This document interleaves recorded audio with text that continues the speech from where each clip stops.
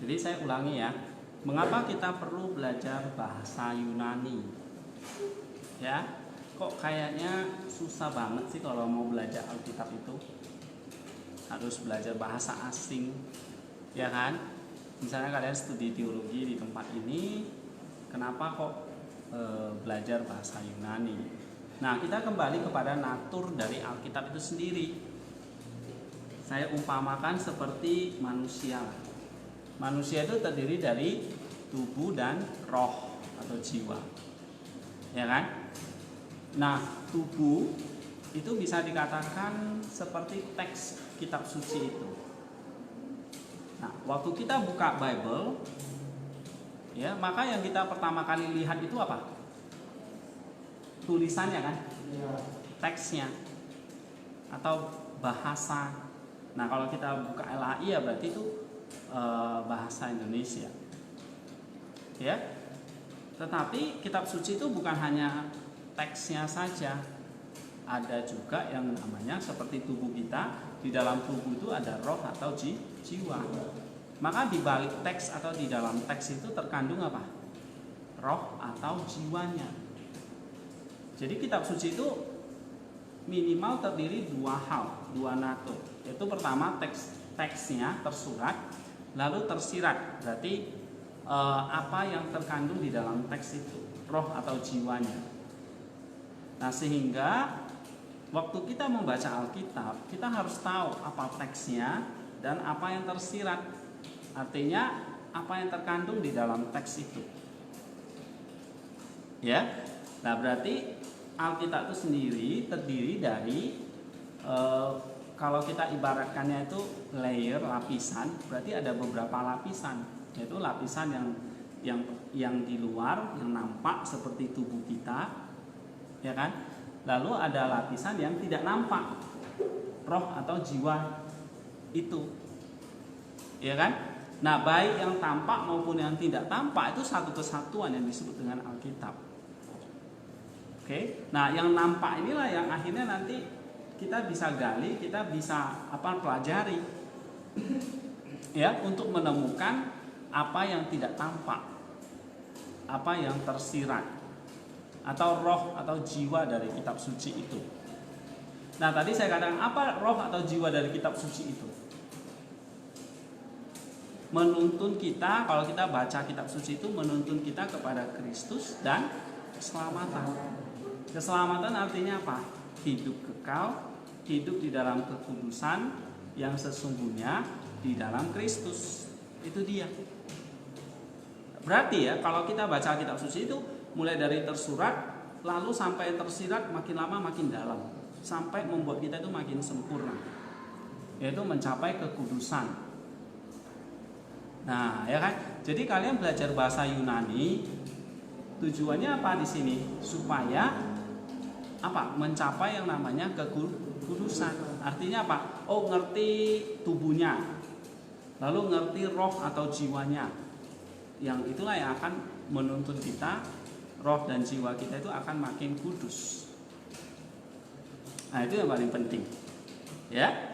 Jadi kenapa kok perlu belajar perlu belajar bahasa Yunani? Karena bahasa Yunani itu adalah bahasa asli dari kitab suci. Berarti itu adalah tubuhnya kitab suci. Seperti tubuh kita ini. Ya. Nah, lalu di balik tubuh itu ada namanya rohnya. Yaitulah yang disebut dengan teoria. Makna spiritualnya, noetik atau mystikalnya.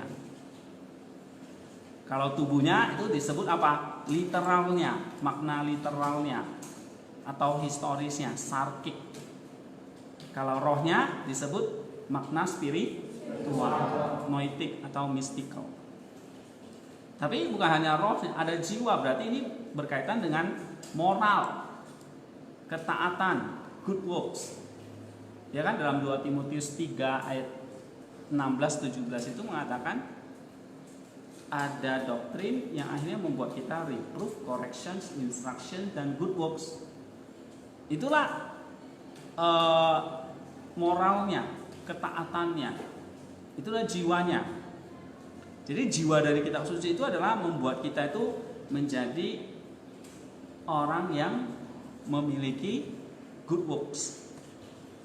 Orang yang bisa memperbaiki kesalahannya. Correction. Menyatakan kesalahanmu. Lalu kamu mengalami correction atau repentance. Ya, sehingga membuat kamu makin suci, makin kudus. Dan membuat kamu menjadi orang yang makin bermoral, punya kebajikan. Nah, itu makin dalam kan? Jadi kalian tahu, oh ada teksnya. Teks ini bukan cuma gunanya untuk kita pelajari doang, tapi menuntun kita kepada Kristus, menemukan makna spiritualnya. Ya kan? Nah, makna spiritualnya itulah Kristus itu. Menemukan Kristus itu untuk apa? Supaya kamu mengikuti Dia, melakukan perintahnya, ketaatan. Itulah yang ketiga, moral. Jadi pertama, di balik historia ini ada teks. Di balik teks ada teoria. Berarti disinilah Kristusnya kan? Rohnya itu Kristusnya. Lalu jiwanya apa? Kalau sudah menemukan Kristus, ya supaya kamu taat, hidup seperti Kristus hidup. Ya kan? Kalau Kristus mengasihi, maka kita diajarin mengasihi. Kristus taat, maka kita diajarin taat. Kristus berdoa, kita diajarin berdoa. Nah, itu semua moralnya atau ketaatannya, good works-nya. Supaya apa? Supaya nanti sampai ke level yang keempat, kamu makin kudus.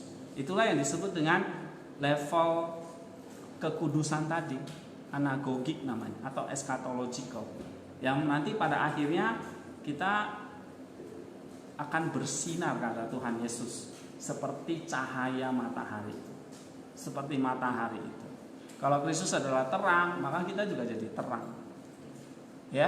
Jadi kita baca kitab suci atau mempelajari kitab suci, misalnya dari studi bahasa aslinya, itu gunanya adalah supaya kita tahu lapisan pertama. Apa lapisan pertama tadi? Historianya.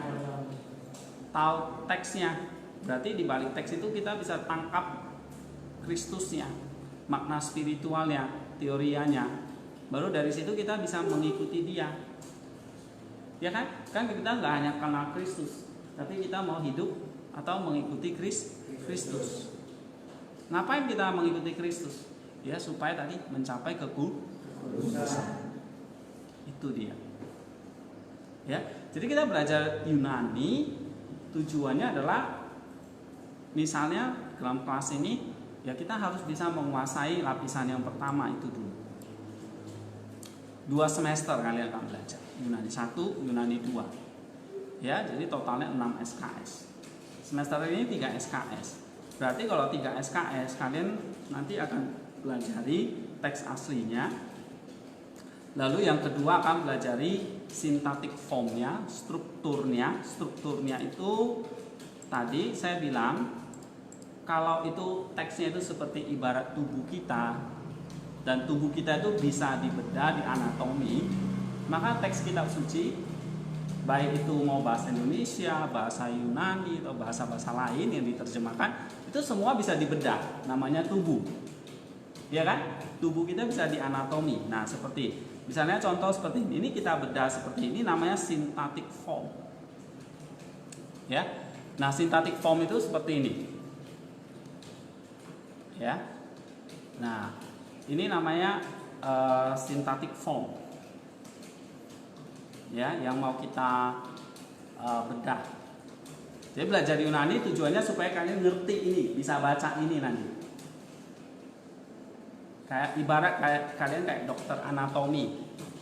Nanti kamu bedah tubuhmu sendiri, ya, kamu tahu di mana jantungmu kayak apa, hatimu, ya, ususmu.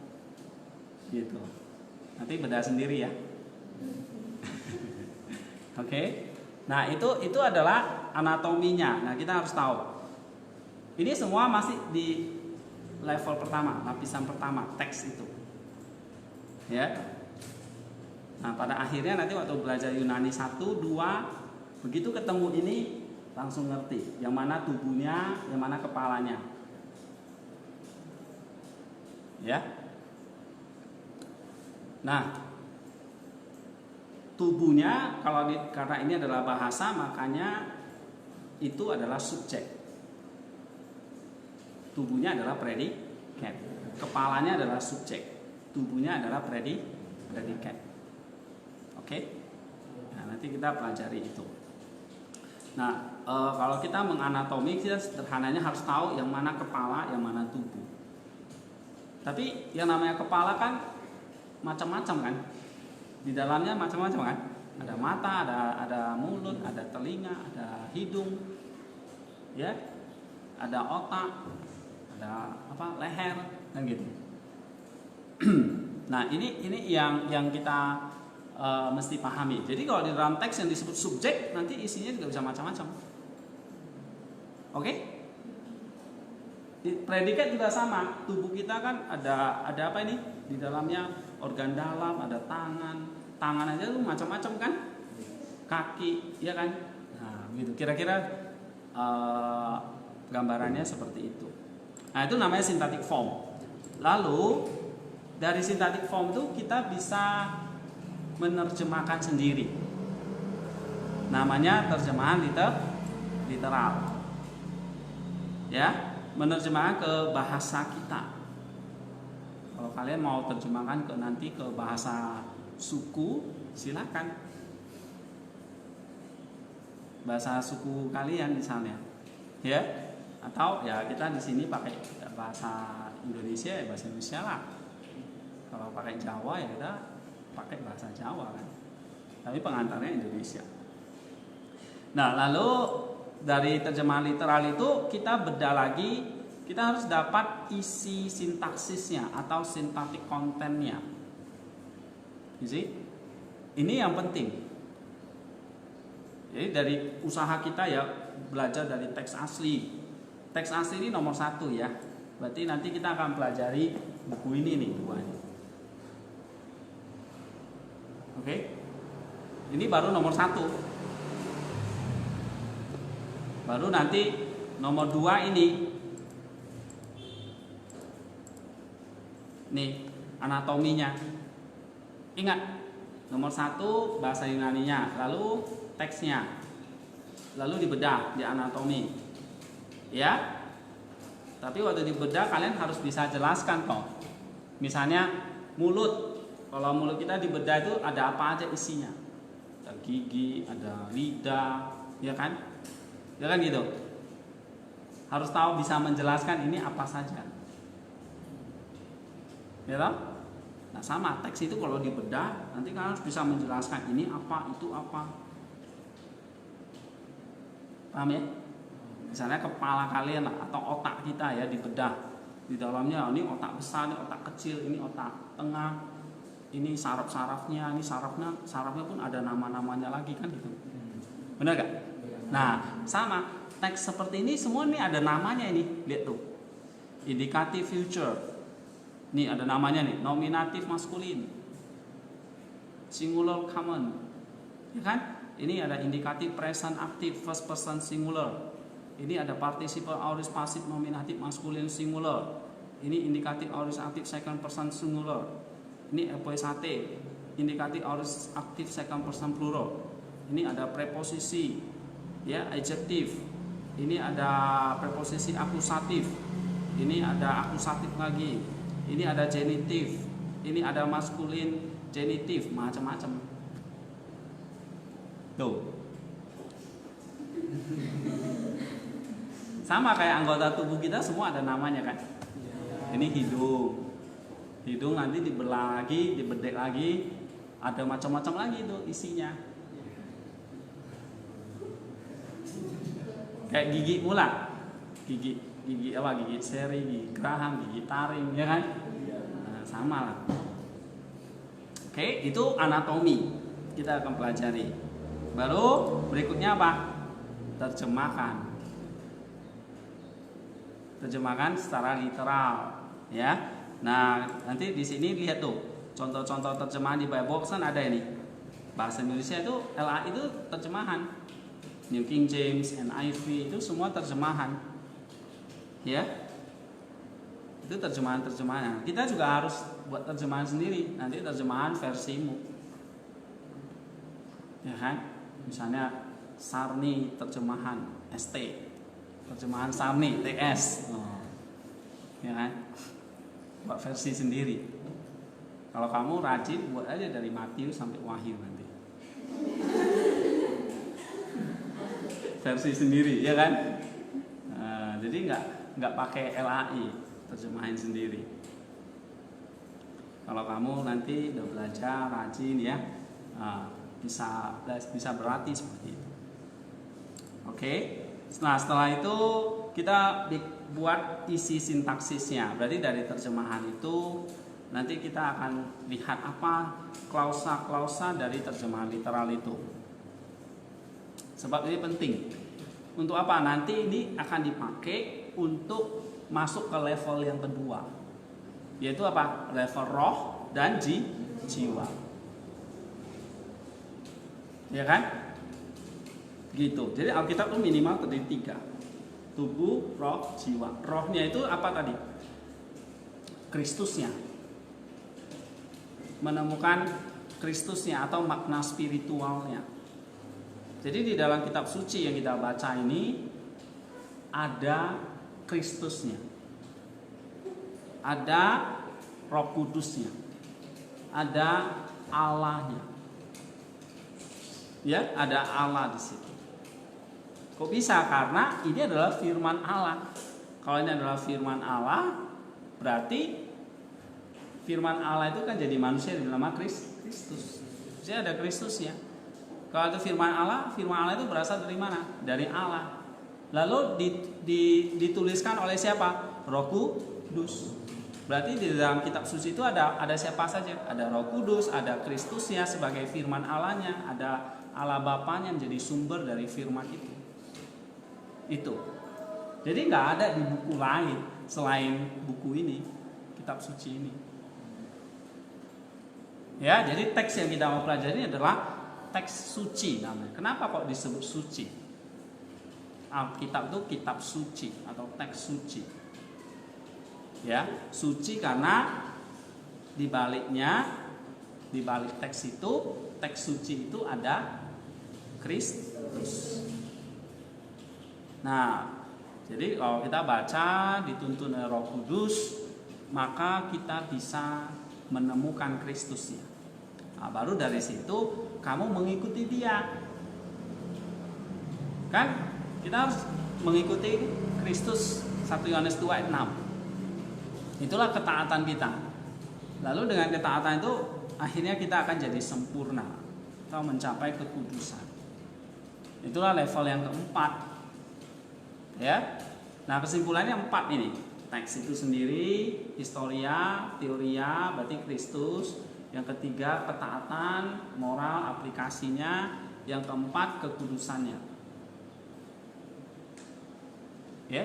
Nah, kamu belajar di sini ya, kita belajar kitab suci ini ya, kita lihat aja hidup kita. Hidup saya itu kalau saya benar-benar orang yang mempelajari kitab suci, apakah itu membuat hidup saya itu taat dan kudus kan? Nah, harus sampai ke situ. Kalau enggak ya berarti kita baca kitab suci itu hanya level 1, hanya tahu teksnya aja kan. Nah, kalau kita enggak taat. Ya.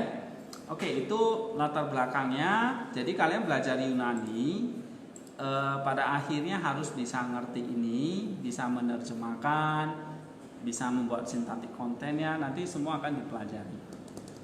Ya. Oke, sudah mengerti ya? Kita belajar kitab suci ini, kita belajar bahasa Yunani pada akhirnya tujuannya ke situ, supaya nanti kalian bisa sampai ke sintaktik konten ini, lalu dari sintaktik konten itu nanti masuk ke pelajaran semantik konten. Itulah nanti pelajaran studi PB atau eksegesis PB. Oke? Jadi pelajaran bahasa Yunani itu akan membawa kalian itu nanti bisa melakukan satu studi eksegesis PB. Berarti eksegesis PB itu kita mau menemukan level keduanya kan? Benar gak? Level 2-nya. level 3-nya, level 4-nya. Nah, itu nanti di mata kuliah eksegesis PP, teologi PP, studi PP seperti itu. Kalau Yunani level 1 dulu. Ya. Nanti setelah itu masuk belajar level 2. Oke. Nah, kita lihat sekarang buku ini ya. Halaman 17, The Language of the New Testament. Ya.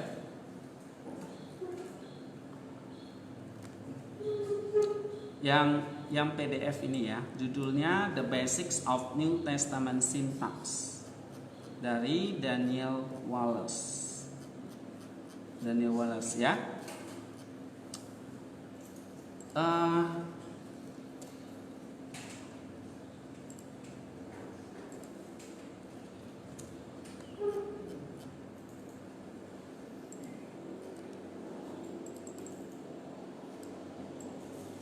Nah, ini ada latar belakang historis sejarah bahasa Yunani sebetulnya secara singkat. Nanti kalian bisa baca sendiri ya. Ada 5 tahap sebetulnya perubahan di dalam Greek language itu. Jadi bahasa yang awal itu zaman 1000 sebelum Kristus ya. Tahun 1000 sebelum Kristus itu pre-Homeric, sudah ada bahasa Yunani. Lalu berkembang lagi menjadi era klasikal ya, atau classical Greek. Inilah bahasa Greek yang dipakai di dalam filsafat, studi-studi akademis pada saat itu. Jadi tahunnya tahun 1000 sampai 330 before Christ, sebelum Kristus lahir. Ya, atau sering disebut sebagai the Attic Greek. Tadi pre-Homeric Greek, ini ancient Greek yang bahasa Yunani kuno. Lalu ini bahasa Yunani akademik, Attic Greek. Lalu yang ketiga ada yang namanya Koine Greek. Nah, Koine Greek ini dimulai tahun 330 sampai sebelum Masehi ya, atau sebelum Kristus, sampai 330 Masehi atau sesudah Kristus. Koine Greek ini lahir dari, kok bisa tersebar ya bahasa Yunani itu, karena penaklukan dari Alexander the Great, raja Yunani yang terkenal ya di abad ke-4 sebelum Masehi itu. Kan dia menguasai banyak daratan Eropa ya, sehingga bahasa Yunani itu akhirnya menjadi bahasa internasional. Seperti sekarang bahasa Inggris. Nah, zaman dulu ya 2000 tahun lalu atau 2300 tahun lalu bahasa Yunani. Gitu. Nah, Koine Greek inilah yang akhirnya juga, kalau Kristus lahir tahun berapa? Oh, 4 ya kan? Nah, berarti waktu itu Greeknya apa? Koine. Ya kan? Kitab suci Perjanjian Baru lahir abad pertama kan? Nah, ya kan? Nah, berarti bahasa Greeknya apa? Koine. Nah, Koine inilah berarti ini adalah bahasa lingua franca atau bahasa internasional, bahasa yang dipakai oleh berbagai bangsa atau bahasa pergaulan. Nah, ini Koine Greek. Jadi Greek di dalam Perjanjian Baru kita namanya apa? Koine Greek. Bahasa Yunani sehari-hari. Ya, yang dipakai oleh berbagai kota atau bangsa pada waktu itu. Jadi misalnya walaupun di bangsa Palestina atau Israel waktu itu bahasa Yunani akhirnya menjadi bahasa pengantar juga, karena kan jajahan dari bangsa Romawi. Nah, bangsa Romawi itu juga memakai bahasa Greek selain bahasa Roma, ya kan? Lalu ada perkembangan lagi Greek yang zaman medieval atau zaman Bizantin. Ini ketika gereja itu sudah mapan berdiri ya, di timur maupun di barat. Jadi Greeknya adalah Byzantine Greek tahun 330 sampai 1453. Oke, baru tahun 1453 sejak Konstantinopel itu jatuh ke tangan Turki, lalu muncullah modern Greek yang dimodernkan. Nah, jadi ada 5 tahap perkembangan bahasa Yunani itu. mulai dari Pre-Homeric, Ancient Greek, Antique Greek, Koine Greek, Byzantine Greek, dan Modern Greek. Nah ini kalian tahu saja ya secara garis besar, nanti bisa baca bukunya. Nah sekarang Koine Greek. Istilah koine itu artinya ini bacanya koine ya, itu feminim adjective dari koinos. Koinos itu artinya umum. Tadi saya bilang bahasa pergaulan, bahasa umum pada waktu itu. Namanya apa? Koine. Ya, jadi dikembangkan dari bahasanya zaman dulu prehistorik, pre-Homeric dan Antique Greek itu. Cuma Koine Greek itu lebih sederhana dibandingkan Antique Greek. Ya. Nah, Koine Greek ini menjadi bahasa internasional dalam kerajaan Romawi pada waktu itu ya, yang disebarluaskan oleh mulai dari tadi Alexander the Great itu. Nah, skopnya Koine Greek ini mulai dari tahun 330 sampai sebelum Masehi sampai 330 sesudah Masehi, dari Alexander the Great sampai Kaisar Konstantinus. Konstantin, ya kan? Nah, itu mulai. Jadi kira-kira 600 tahun lebih ya, hampir 700 tahun perkembangan Koine Greek-nya. Jadi ini sudah bahasa yang universal atau lingua franca ya. Nah, bahasa Yunani yang dipakai untuk menulis Perjanjian Baru, nah itu bahasa Koine Greek. Jadi kita bersyukur ya nih Tuhan memilih bahasa Yunani sebagai bahasa kitab suci. Sehingga apa? Pada saat itu semua orang bisa baca. Karena bukan bahasa suku tertentu atau bangsa tertentu, tapi bahasa internasional ini. Koine Greek ini. Ya, sehingga perkembangan Injil pada zaman itu ya di abad pertama, kedua itu begitu cepat sampai abad ketiga ya, dan sampai sekarang. Oke. Nah ini ciri-ciri dari Koine Greek ya, apa namanya? Ada namanya vernacular atau vulgar. Di situ berarti memang ini adalah bahasa yang populer ya, atau bahasa lingua franca. Oke. Kemudian yang kedua literally, ini adalah juga bahasa akademik dan bahasa para sejarawan. Jadi selain bahasa sehari-hari, tapi ini juga bahasa yang dipakai di dalam akademik dan maupun para ahli sejarah. Ini yang literally ya. Kemudian ini juga bahasa yang juga akhirnya menjadi bahasa yang dipakai oleh orang-orang yang terdidik ya, conversational. Oke, dalam kalangan akademis maupun kalangan orang-orang yang terdidik dari berbagai level orang, dari atas sampai ke bawah. Itu semuanya pakai Koine Greek. Itu luar biasanya ya. Kemudian ini juga adalah bahasa yang artistik ya. Artinya ini bahasa yang memang artificial ya. Nah, ini ciri-ciri dari Koine Greek ini. Nah, di dalam Perjanjian Baru Koine Greek ini ya, kita lihat, nanti kita akan lihat ada sintaksnya, ada stylenya, nanti kita belajar ya. Jadi kita akan belajar Yunani 1 itu, nanti kita akan belajar khusus kata benda gitu, atau substantif. Ibaratnya kata benda itu kayak kepalanya lah. Tadi kan teks itu saya bagi dua, subjek, predikat, ya kan? Kepala dan tubuh.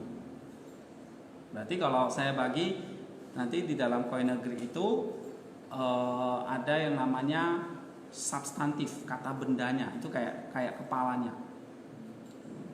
Tapi kalau kepala tanpa tubuh itu apa itu? Kalau kepala tanpa tubuh? Ya kan? Gak mungkin hanya kepala. Nah, tubuhnya itulah nanti kita pelajari di Yunani 2. Oke. Jadi kita akan belajar kata kerjanya, itu tubuhnya. Subjek, kata bendanya, predikat, kata kerjanya. Oke? Ya, jadi kita belajar substantif, baru nanti Yunani 2 kita belajar kata kerjanya atau verbanya. Jadi nominal dan verba. Ya. Oke, nah kalau kita lihat di sini ya, ada namanya sintaks. Benar nggak? Ya kan? Sintaks ini berarti apa? Sintaks ini berarti yang namanya tadi saya bilang harus bisa di anatomi. Ya kan?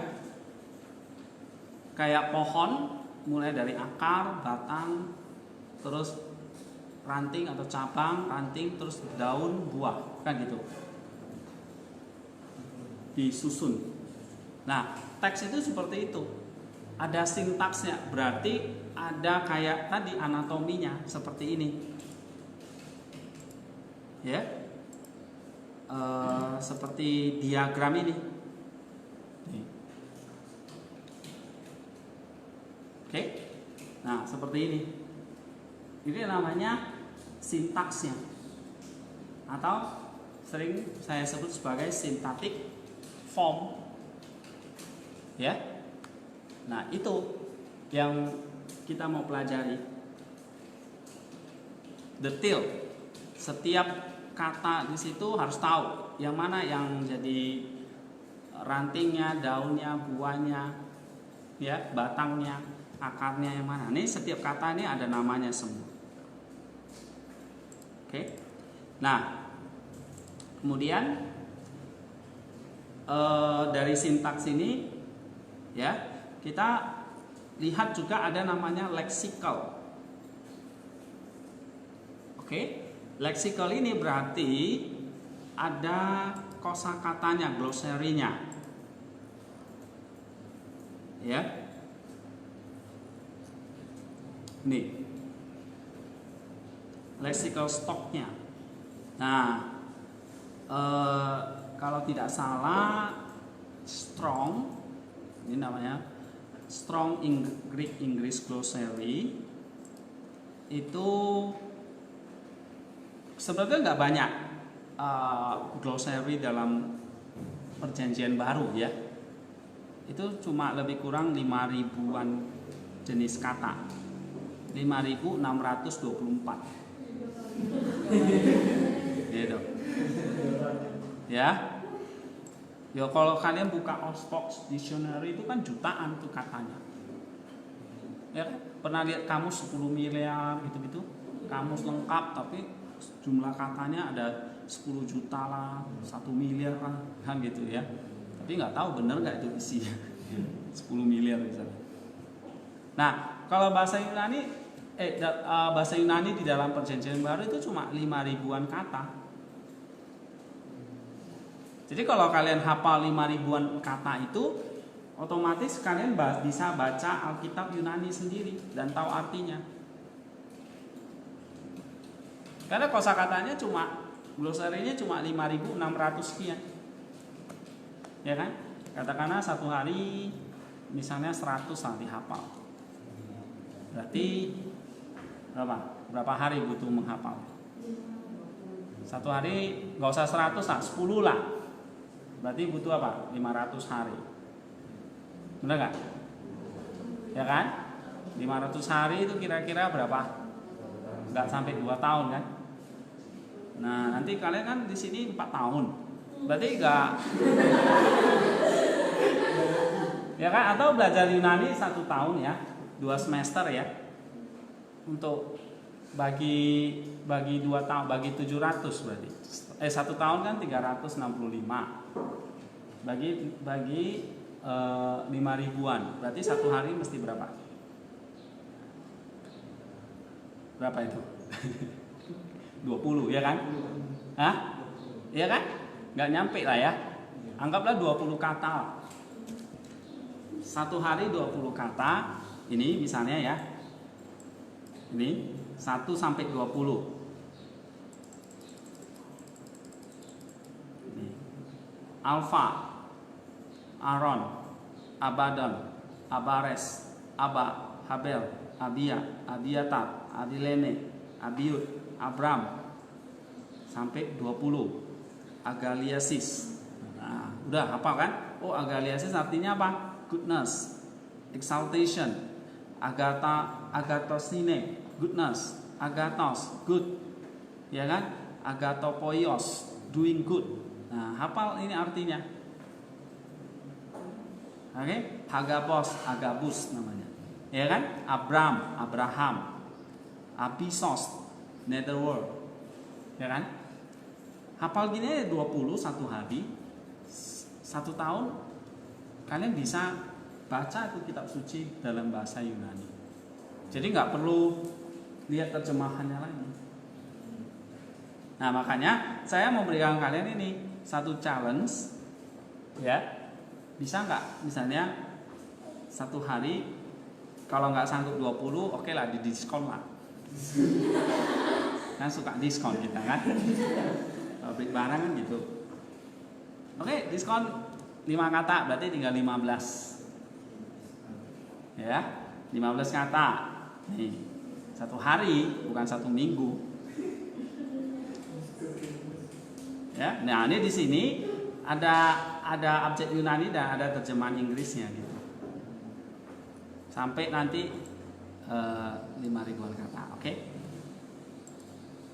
Nah, itu ada leksikalnya ya, ada sintaksnya, lalu ada stylenya. Stylenya ini ya berarti nanti kita akan pelajari macam-macam di dalamnya. Ada tensisnya, oke? Ada nanti tadi kan saya sudah sebutkan ya. Misalnya ini ya, coba kita lihat. Misalnya gitu. Coba kita lihat misalnya di sini ya. Tuh. Noun, nominatif, maskulin, singular, common. Ya kan? Pertama kalian harus bisa baca nih. Hey Basileus. Ya kan? Basileus artinya kerajaan atau raja. Oke? Nah, Basileus raja. Oh, ini noun. Noun kata benda. Nah, ini yang mau kita pelajari di Yunani 1, fokusnya noun. Oke? Lalu noun itu ada stylenya. Nominatif, maskulin. Apa itu? Nominatif itu apa? Maskulin, singular. Nah, ini nanti yang akan kita pelajari. Ibaratnya kayak gini. Saya tahu ini mata, tapi ini mata terdiri apa saja? Oh, ada sarafnya, ada retinanya, ada korneanya, kan gitu. Kornea fungsinya apa? Retina fungsinya apa? Sarafnya fungsinya apa? Pupilnya itu fungsinya apa? Sama. Misalnya ini, Basileus ada nominatif, ada maskulin. Nah, kita tahu fungsi-fungsinya. Ya kan? Lalu nanti di Yunani 2 kita pelajari ini. Misalnya contoh kata ere. Dari kata lego. Lego artinya berbicara. Ya kan? Nah, kita lihat kayak tadi, ingat mata ya. Mata itu ada retina, ada kornea, ada pupilnya, ada sarafnya. Tapi kan setiap bagian ada fungsinya kan? Nah, sama. Kayak kata ere ini ada verb. Berarti kalau ketemu verb nanti kita pelajari di Yunani 2 semester depan. Itu predikatnya, itu tubuhnya. Kita mau pelajari kepalanya dulu. Ya. Nah, lalu ada indikatif. Nah, apa itu maksudnya? Ada future, aktif, third person singular. Jadi tiap bagian itu sudah ditentukan. Dan kita wajib tahu, harus tahu. Oke? Nah, ini yang mau kita kerjakan sepanjang 2 semester ini nanti. Jadi masih lama ini perjalanannya. Ya, siap-siap mengeluarkan air mata bahagia.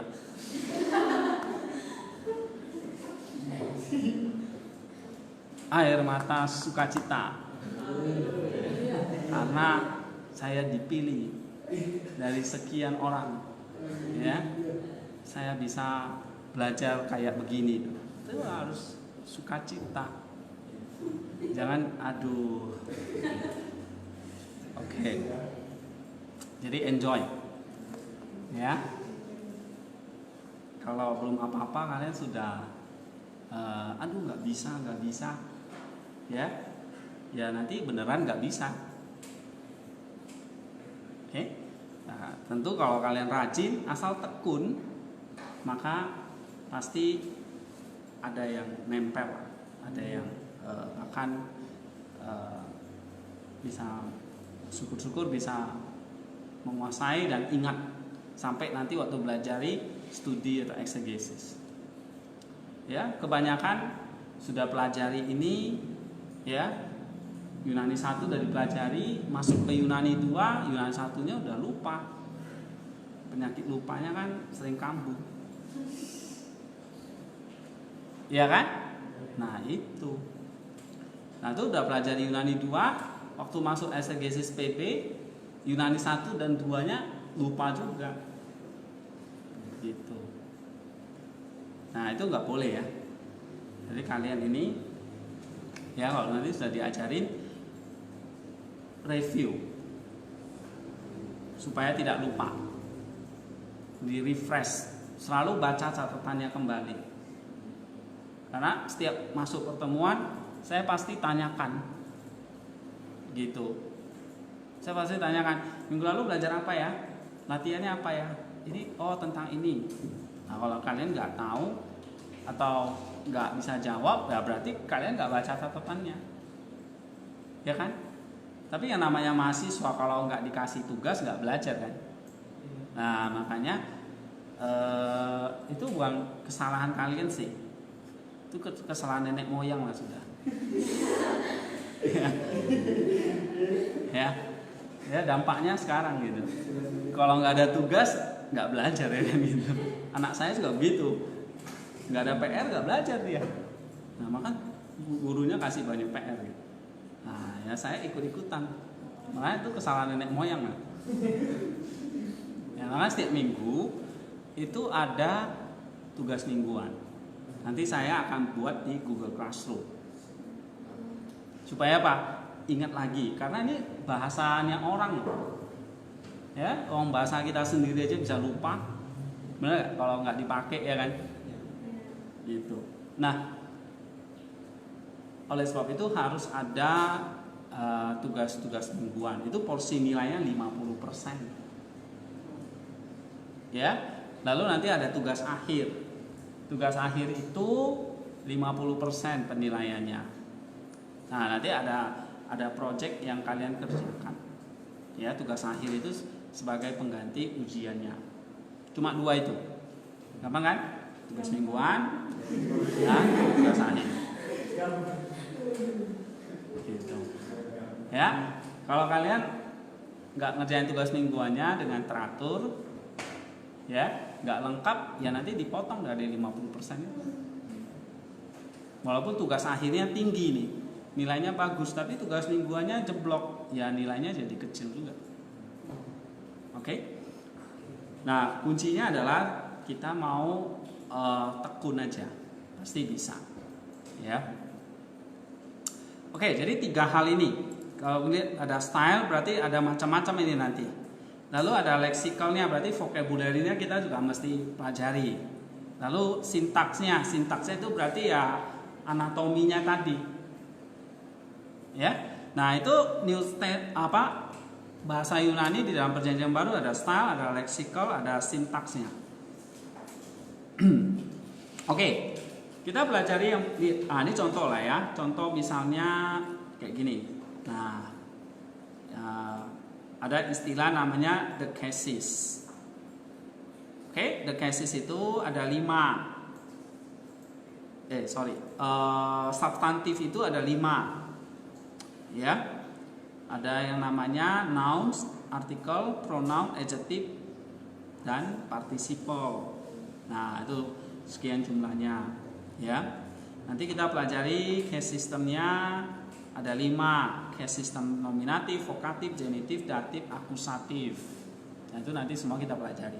Itu semua nanti di bagian style dan syntax. Jadi saya akan gini ya, kita akan tiga sekaligus ini.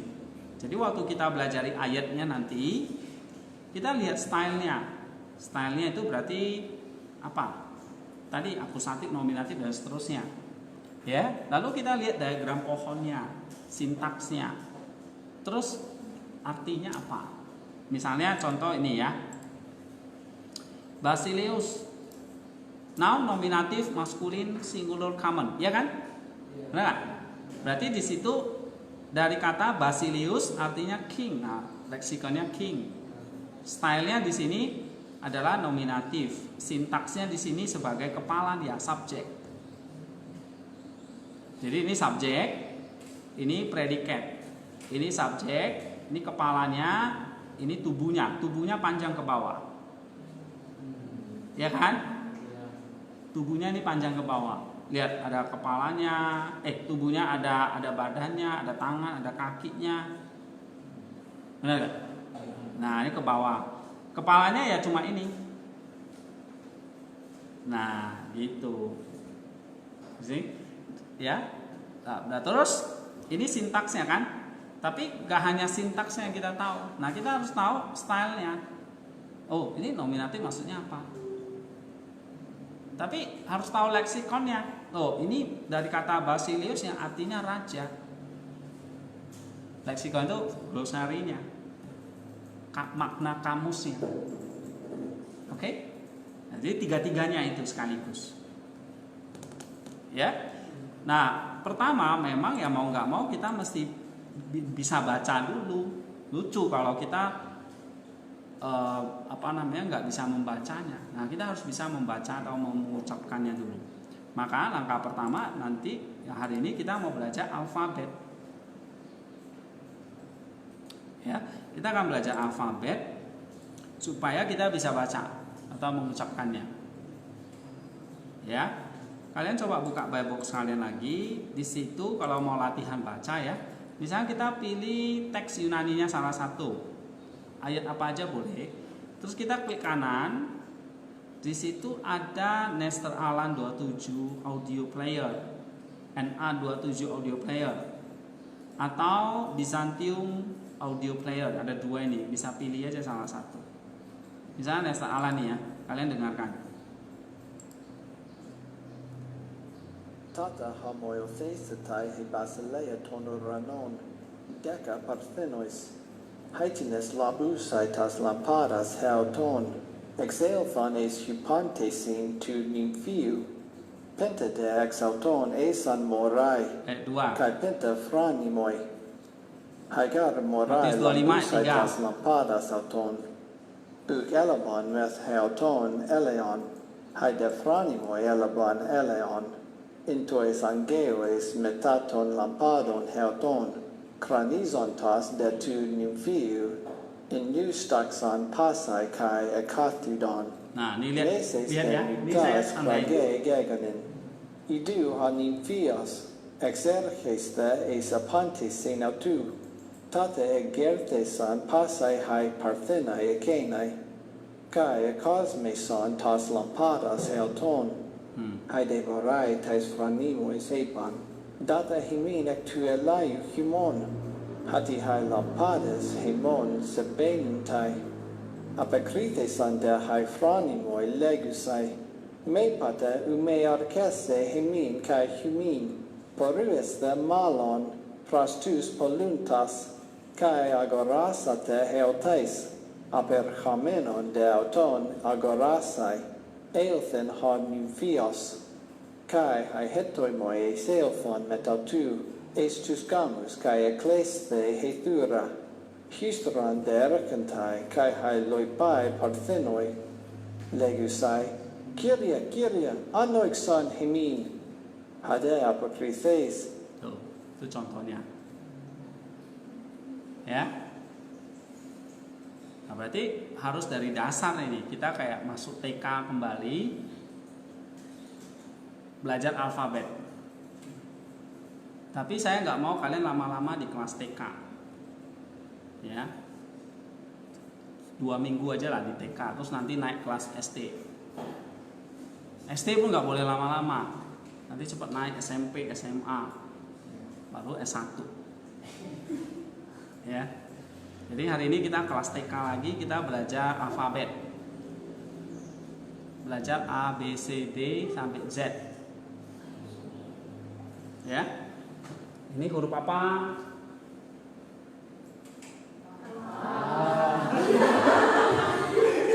Ini huruf apa? Kayak gitu hari ini. Ya. Ini huruf apa? Ini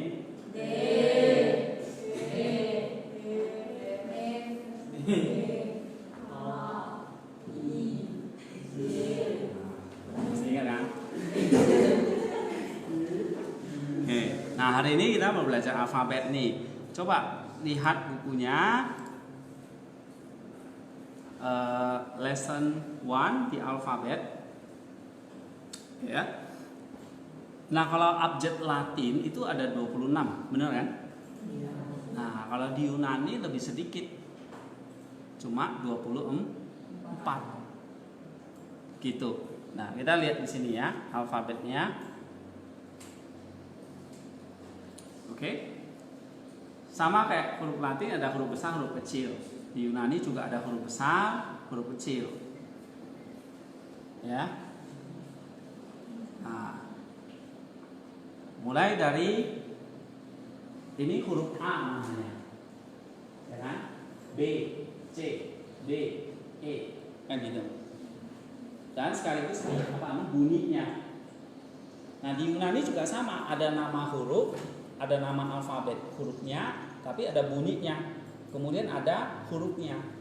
Ya, perhatikan di sini ada apa namanya? Form bentuknya, hurufnya atau form. Lalu ada namanya name.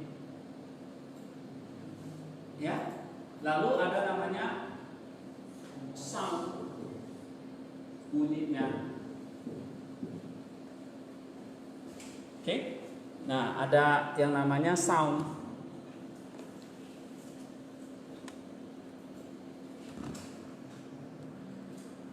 Kita lihat itu kan? Oke. Lalu ada huruf besar, huruf kecil. Ya. Jadi ada simbolnya, ada soundnya, dan ada namanya. Apa yang pertama? Simbolnya, formnya. Lalu namanya, lalu soundnya, bunyinya. Nah, kita mulai ya. Alfa, ini namanya. Lalu beta, gamma, delta, epsilon, zeta, eta, theta, iota, kappa, lambda, mu, nu, si, omikron, pi, rho, sigma, tau, epsilon, phi, chi, psi, omega. 24. Itu nama-namanya. Harus dihafal. Sama kayak kalian waktu TK kan disuruh hafal A sampai Z kan? A, B, C, D. Lalu sama gurunya dibalik dari Z sampai A. Z gitu kan. Nah, nanti saya suruh juga begitu. Saya lompat-lompat. Ya. Paham? Oke, kita baca dulu ya. Alfa, baca alfa, beta, gamma, delta, epsilon, zeta,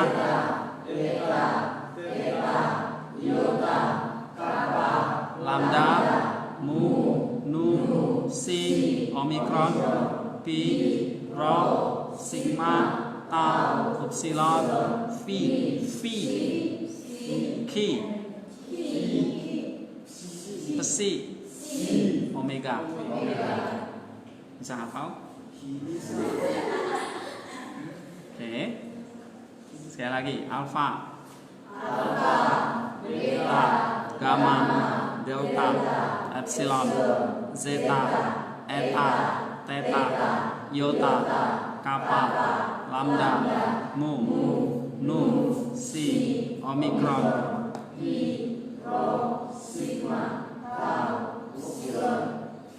phi, ki, ki. Oke. Ya, itu namanya. Nah, sekarang formnya atau simbolnya. Ya.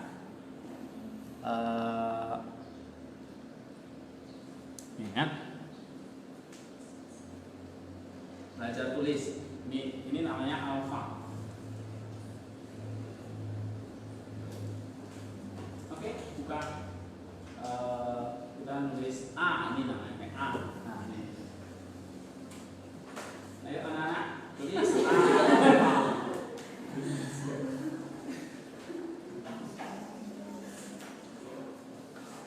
Ya, nampak kayak gini. Namanya alfa. Nah.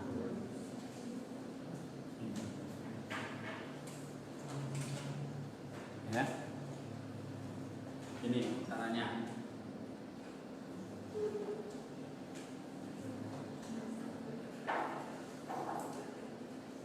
Ya, alfa. Sekali lagi, dia kayak A di Latin.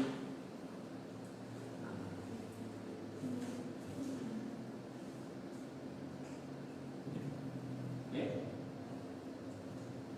Nah, capitalnya, huruf besarnya seperti A Latin. Gampang kan? Huruf kecilnya alfa seperti ini. Cobain aja berapa kali. Supaya lancar kan? Oke. Nah, berikutnya beta. Beta. Oh, sorry. Tadi soundnya belum ya. Soundnya bunyinya apa? A. Sama kayak di Latin A. Iya. Ya. Lalu satu lagi lupa saya, transliterasi. Transliterasi ini artinya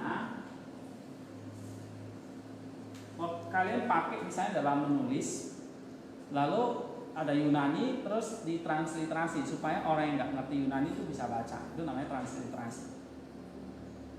Ya, dia transliterasi dari A ini A. Ya, ditulis A. Oke. Nah, nanti saya kasih transliterasinya ya. Ada ya. Nah, sekarang yang kedua beta. Nih, nama hurufnya beta. Formnya seperti ini.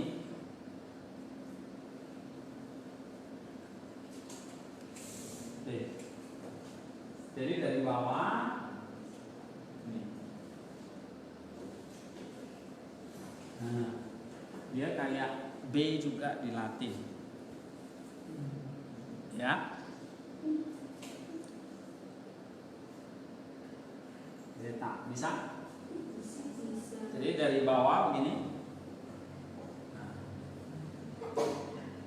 Ya. Itu beta. Nih ya.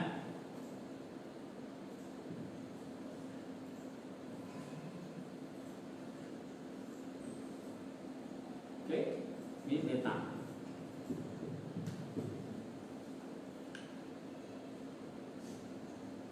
Huruf besarnya seperti B Latin. Ya kan? Nah, itu tuh, lihat tuh contohnya. Nih.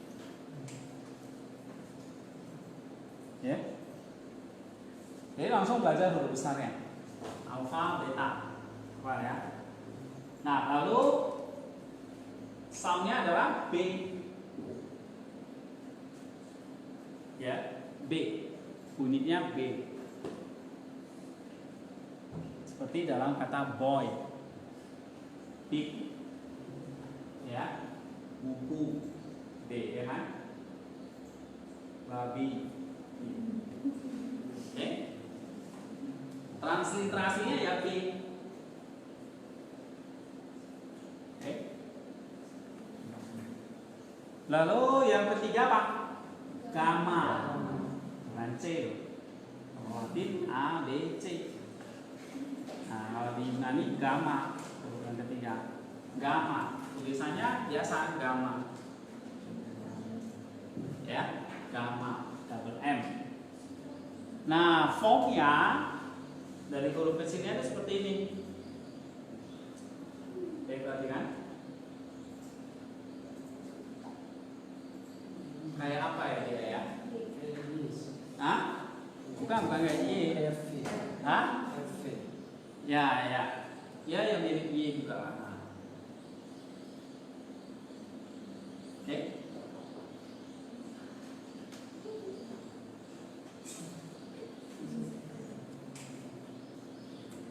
Bisa?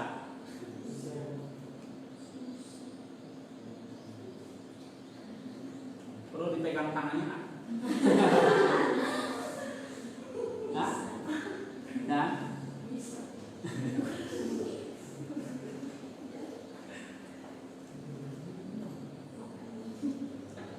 Nah, iya. Jangan cuma sekali loh, di kertas lainnya diorek-orek biar lancar. Ya. Jadi dari alfa, beta, gamma udah bisa? Ada yang belum? Kalau belum, ini saya bantu. Bisa kok. Pegang tangan. Gamma. Dibunyikan apa? G. Ya kan? Gitu. Transliterasinya G, ya.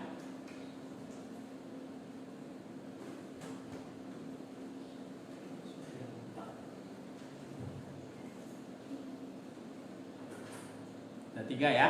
Alfa, beta, gamma. Sambil dihafal. Alfa, beta, gamma. Nah, baru yang keempat apa? Delta. Delta terus kayak D ya, di Latin. Tuh. Ya, caranya kayak gini. Ada perutnya. Ya. Bukan kayak ada kantong. Delta. Ya, dan sekali lagi lihat goresannya ya. Nah. Jadi kayak oke. Delta. Tadi lupa ya, yang gamma itu huruf besarnya gimana? Ini. Iya. Kayak ada tiang gantung. Ya. Itu gamma. Jadi kayak gini ya, gamma tadi. Gampang ya. Memang yang lebih banyak dipakai nanti itu huruf kecilnya. Ya, huruf besarnya kadang-kadang muncul. Jadi dua-duanya kita harus tahu. Yang keempat tadi delta, huruf besarnya kayak segitiga. Nah itu delta. Huruf kecilnya kayak D di Latin lah, ya. Cuma bukan D loh. Kalau D Latin kan kayak gini kan, ya kan. Kalau Yunani delta, nah, tulisannya biasa delta. Bunyinya apa? D. Transliterasinya D. Ya. Oke, ada 4. Yang kelima epsilon. Epsilon namanya. Latin E ya. Epsilon seperti E terbalik di atau 3 terbalik ya. 3 terbalik itu. Angka 3 terbalik. Nah, itu epsilon. Huruf besarnya seperti Latin E besar gitu. Ya, nah coba. Nah ini namanya epsilon. Transliterasi bunyinya apa? E pendek E. Nah, seperti Mac E. Ya, E. Nanti ada E yang panjang nih, E yang pendek.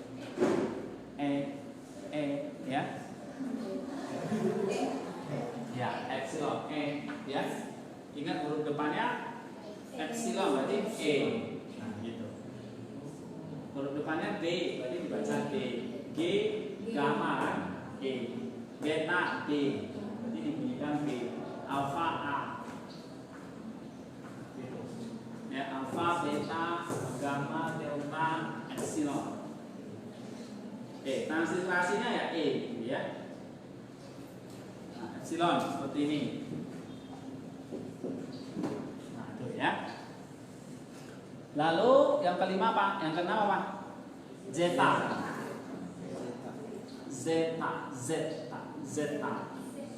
Zeta. Ya, dibunyikan Z. Zebra. Zoo. Nah, ini dia. Ya. Zebra. Zulkarnain. Z. Kalau di Latin ya terakhir dengan Z. Zoo. Z ya. Nah. Oke. Transliterasinya Z. Nah, formnya gimana nih? Ini zeta. Formnya lihat tuh. Seperti cacing gitu.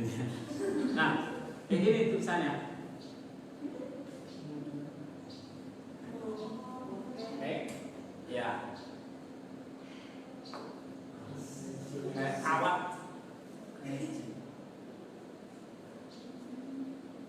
Oke, nah, kayak gini. Perlu dipegang tangan nggak?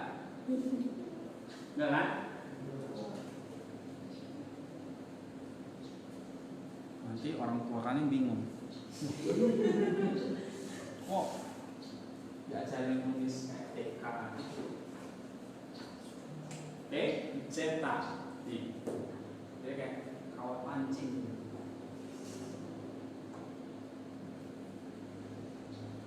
Ya. Tulis saja banyak-banyak supaya lancar.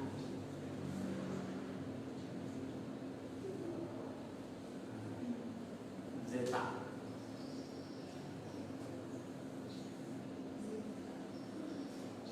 Ya. Diucapkan Z. Misalnya zoo, zebra, zulkarnain. Apa? Zoom. Nah, istilahnya sekarang zoom kan. Zeta. Habis itu eta. Ya, eta. Nah, ini dibunyikan apa? Tadi ada E pendek, ini eta ini E yang panjang. E. Jadi kalau ini E biasa, ini E tambah I ya, jadi panjang ya. E. Ya. Misalnya meet, ya, meet. Apa lagi ya? Feet. Nah itu dalam bahasa Inggris ya. Ya, satu E-nya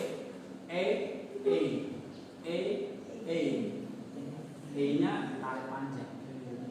E itu pendek. Ini E. Ya. Transliterasinya E ya. Jadi kalau biasanya kalau ini ya E di atas tambahkan ini. Ini berarti E-nya panjang ya.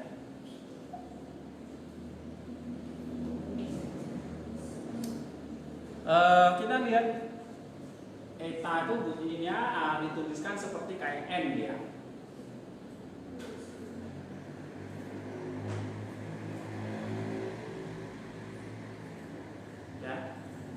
Tapi Tapi kakinya tidak sama, panjang pendek. Nih. Oke. Apa kayak N. Nah, ini eta. Ya. Huruf besarnya tadi kalau zeta seperti Z biasa ya. Kalau eta huruf besarnya itu H. Kayak H di Latin.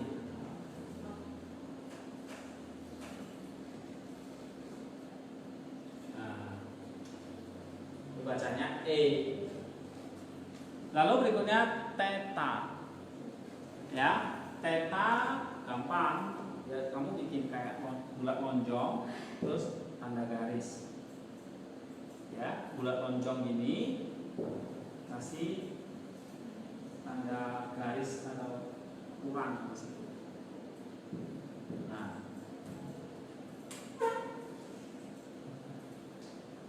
ya,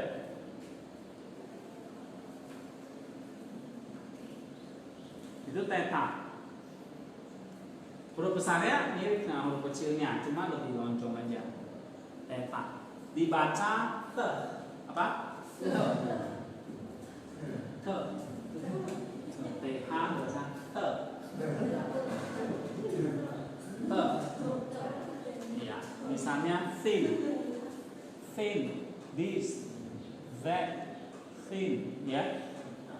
Coba te, te. Jadi ada suara aspirasi H-nya. Te, te. Thin, thought, think, think, ya. Nah, kita ngomongin think, thought, think, this, nah, this itu that, ya, soundnya. Think, thought, ya, think. Nah, third sound itu theta. Lalu iota, iota, ya dibunyikan i, ya tulisannya gampang, kayak i di Latin tapi nggak pakai titik, ya i ini kayak tanda koma ya, dia agak panjang begini. Nah lihat aja di Bible Box itu ada contohnya. Itu bacanya apa? I. Nama hurufnya iota. Huruf besarnya I. Ya kayak di Latin ya.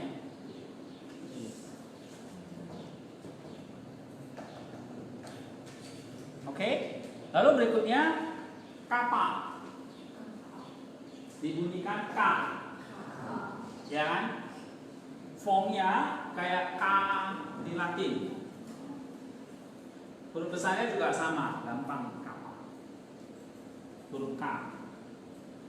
Ya, misalnya keep, nah pakai K. Key, kunci, kuman, kusut, kucau, itu K semua. Ya, kappa. Nama hurufnya apa? Kappa. Bisa tulis kan? Bisa. Nggak bisa pulang aja. Kemudian lambda. Nama hurufnya apa? Lambda. Nah, seperti itu lambda. Ya, lambda. Dibunyikan L. Ya, kayak Latin L ya. L, lambda. Nah, formnya ini sebenarnya nggak susah juga sih. Seperti gini ya. Nah, ya.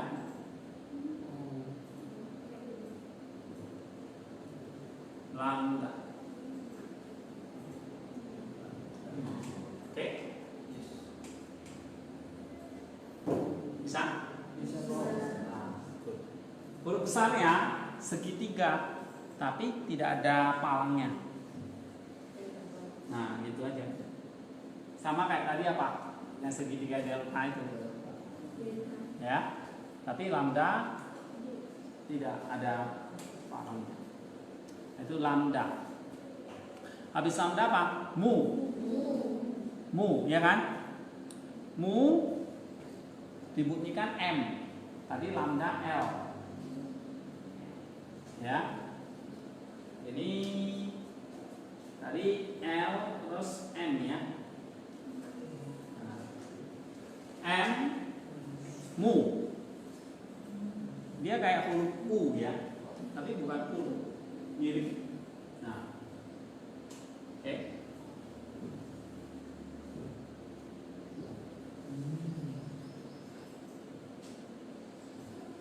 Nah, kayak gini. Ya. Oke, mirip seperti U. Tapi dia ada ekornya gitu. Ya.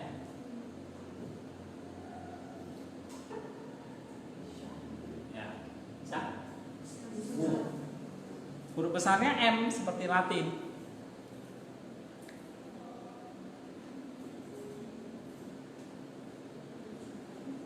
Ya. M.